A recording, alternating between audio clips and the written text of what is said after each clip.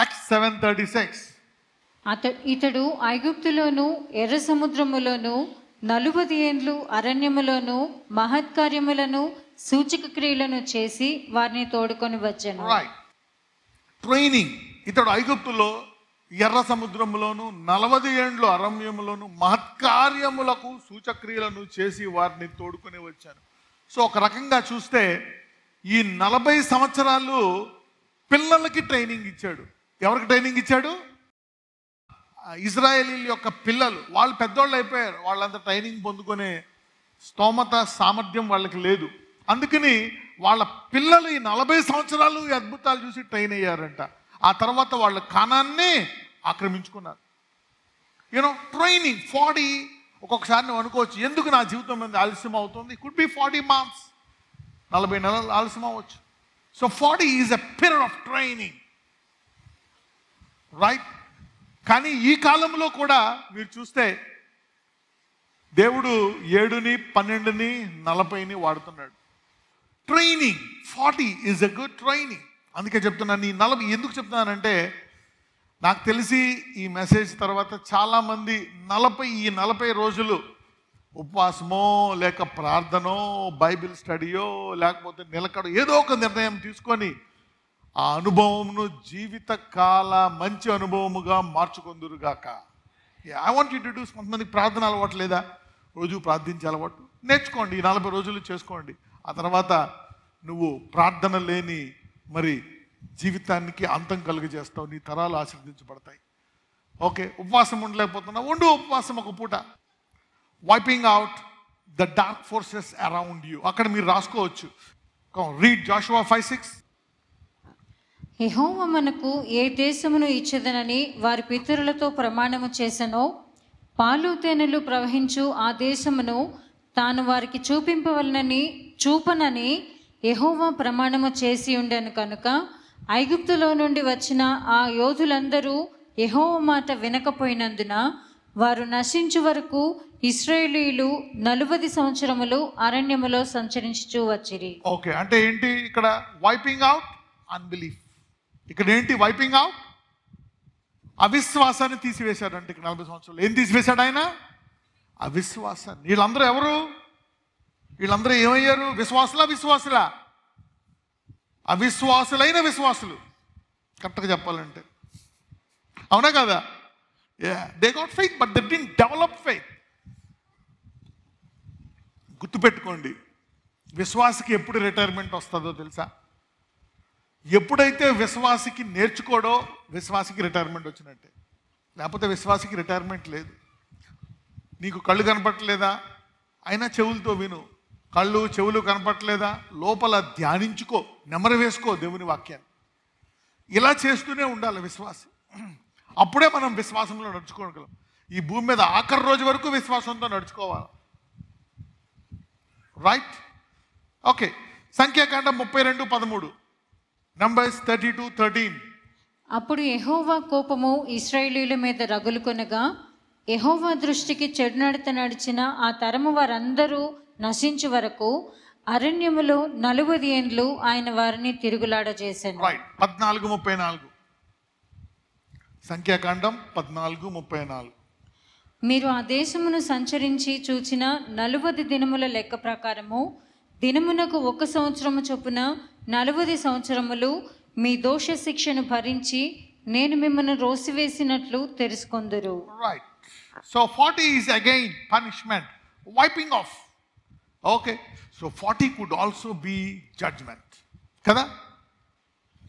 40 could be a judgment. So ఇజ్రాయేలీకి ఆయన ఒకసారి ఏం చేశాడంటే, మీరు సబ్బాత్ దినాన్ని ఆచరించట్లేదు కనుక నేను మీకు 7 సంవత్సరాలు శత్రువుకు అప్పగిస్తున్నానని 7 సంవత్సరాలు అప్పగించాడు.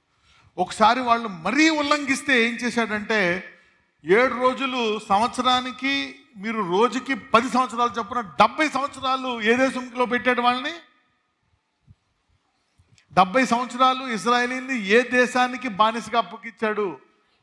బబులోను. ఐగుప్తుకి 400 సంవత్సరాలు అప్పగించాడు. Okay, that's also a kind of judgements. You see, when people don't grow in faith, these are the punishments that God gave to wipe out evil. ఆ చెడుతనాన్ని తీసివేయడానికి God uses 40. రైట్. మొదటిది ఏం చెప్పాను? తీర్పుకు ఆపడం. రెండవది చెడుతనాన్ని తీసివేయడం. మూడవది చీకటిని ఆపివేయడం. ఓకే, తర్వాత ట్రైనింగ్ కదా, ట్రైనింగ్. దాని తర్వాత చదవండి 5 మార్క్ 1:13. ఆయన సాతాను చేత శోధింపబడుచు అరణ్యములో 40 దినములు అడవి మృగములతో కూడా ఉండెను, మరియు దేవదూతలు ఆయనకు పరిచర్య చేయుచుండిరి. రైట్. మరియు సాతాను చేత శోధింపబడుచు అరణ్యములో 40 దినములు అడవి మృగములతో కూడా నుండెను, మరియు దేవదూతలు ఆయనకు పరిచర్య చేయుచుండి. ఈ 40 తర్వాత ఏమైంది చూడండి. లూకా 4 మొదటి 2 వచనాలు చదవండి. యేసు పరిశుద్ధాత్మ పూర్ణుడై యోర్దాను నది నుండి తిరిగి వచ్చి 40 దినములు ఆత్మచేత అరణ్యములో నడిపింపబడి అపవాది చేత శోధింపబడుచుండెను. ఆ దినములలో ఆయన ఏమీ తినలేదు. Right. So these are the 40 days. ఈ 40 రోజుల తర్వాత యేసు ప్రభు వారు ఏం మొదలుపెట్టారు? సేవ. అంతకుముందు ఆయన తన యొక్క కుటుంబ వృత్తిలో ఆయన పనిచేసేవన్నట్టు. సో ఆబ్వియస్లీ తండ్రికి సాయం చేస్తూ ఉండేవాడేమో. అయితే ఇప్పుడు ఈ 40 తర్వాత ఆయన మరియ కుమారుడిగా పెరిగాడు, యోసేపు కుమారుడిగా. తర్వాత ఆయన దేవుని కుమారుడిగా పరిచర్యను చేయడం మొదలుపెట్టాడు. దేవుని కుమారుడిగా జీవించడం, కార్యాచరణ మొదలుపెట్టాడు. 40 is like, what is 40? Entering into the fullness of God's plan. 40 is entering into the fullness of God's plan. దేవుని యొక్క పరిపూర్ణమైన చిత్తములోనికి నీవు వెళ్ళడం. Entering into the fullness of God's plan. ఇక యేసుప్రభు వారు ఓకే చక్కగా జీవించారు, బాలునిగా, రైట్, కుమారుడిగా, పెద్దవానిగా బాధ్యతలన్నీ ఆయన చేకూర్చారు. అయితే ఎప్పుడైతే ఆయన దేవుని యొక్క కుమారుడిగా దేవుని చిత్త ప్రకారం సేవ చేయడం మొదలుపెట్టాడో అది పరిపూర్ణమైనటువంటి దేవుని యొక్క చిత్తం. ఈ 40 రోజుల తర్వాత మీరందరూ దేవుని యొక్క పరిపూర్ణమైన చిత్తములోకి వెళ్ళుదురుగాక. May you all enter into the fullness of God's plan. Even though you are 40, కొంతమందికి తెలుస్తుంది అనమాట. Some people will know, some people will find out. Okay. 6 సంఖ్యాకాండం 13:25. 6th point. వారు 40 దినములు ఆ దేశమును సంచరించి చూచి తిరిగి వచ్చిరి. యా, వారు 40 దినములు ఆ దేశమును సంచరించి చూచి వచ్చారు. ఆమోసు 2:10 కూడా చదవమ్మా. మరియు ఐగుప్తు దేశములో నుండి మిమ్మను రప్పించి అమోరీయుల దేశమును మీకు స్వాధీనపరచవలనని 40 సంవత్సరములు అరణ్యమందు మిమ్మను నడిపించి తిని కదా. రైట్. ఐగుప్తు దేశంలో నుండి మిమ్మల్ని రప్పించి అమోరీయుల దేశంలోకి మిమ్మల్ని స్వాధీనపరచవలనని 40 సంవత్సరములు అరణ్యమందు నడిపించింది కదా. So 40 is like locating your promise or finding your substance.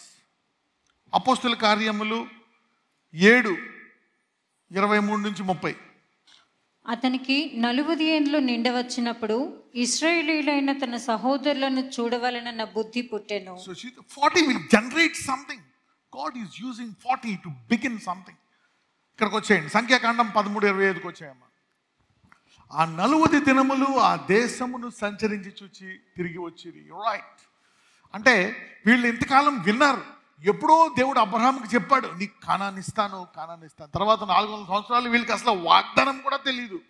ఆ తర్వాత మోషే వచ్చి వాగ్దానం ఇచ్చిన తర్వాత వాళ్ళు వచ్చి దాన్ని చూశారంట. 40 days. So 40 is to locate your promise. To locate your promise. May everyone locate their promise this year. Chronicles 4:10. You got it there, yeah. యబ్బేజు ఇశ్రాయేలీయుల దేవుని గూర్చి మొరపెట్టి, నీవు నన్ను నిశ్చయముగా ఆశీర్వదించి నా సరిహద్దును విశాలపరిచి నీ చెయ్యి నాకు తోడుగా ఉండ దయచేసి నాకు కీడు రాకుండా దానిలో నుండి నన్ను తప్పించుము అని ప్రార్థింపగా దేవుడు అతడు మనవి చేసిన దానిని అతనికి దయచేసెను. దేవుడు అతను మనవి చేసిన దానిని అతనికి నీకు వెంటనే రాకపోయినా చాలా మందికి 2 సార్లు దర్శనం వస్తుంది. ఎన్నిసార్లు వస్తుంది?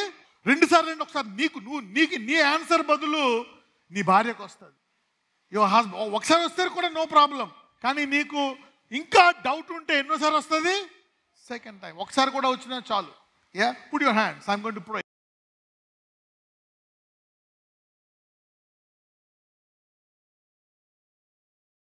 Lord Jesus, as we are beginning this days of 40, అయ్యా నీ వాక్యములో 40 ఎంత ప్రాముఖ్యమైన సంఖ్యో. ఈ 40 రోజులు ఏదైనా ఒకటి చేస్తే ఏం జరుగుతుందో, 40లో నువ్వేం చేసావో మేము చూసాం. కాబట్టి ఈ 40 రోజులు మా ఆత్మీయ అలవాట్లను, ఆత్మీయ జీవితాన్ని వాడుకొని మా జీవితంలో కూడా ఆ వాక్యంలో ఉన్నట్టు కొన్ని సాక్ష్యాలు మేము పొందుకునేటట్లు, ఇదిగో మేము ఎన్నుకున్నవి మేము నిలకడగా చేయడానికి 40 రోజులు మాకు సామర్థ్యాన్ని దయచేయండి. అద్భుతమైనటువంటి తరాలు మాకుండా వెళ్ళడానికి మమ్మల్ని నడిపించమని నజరేయుడైన యేసు నామమున ప్రార్థిస్తున్నాము తండ్రి.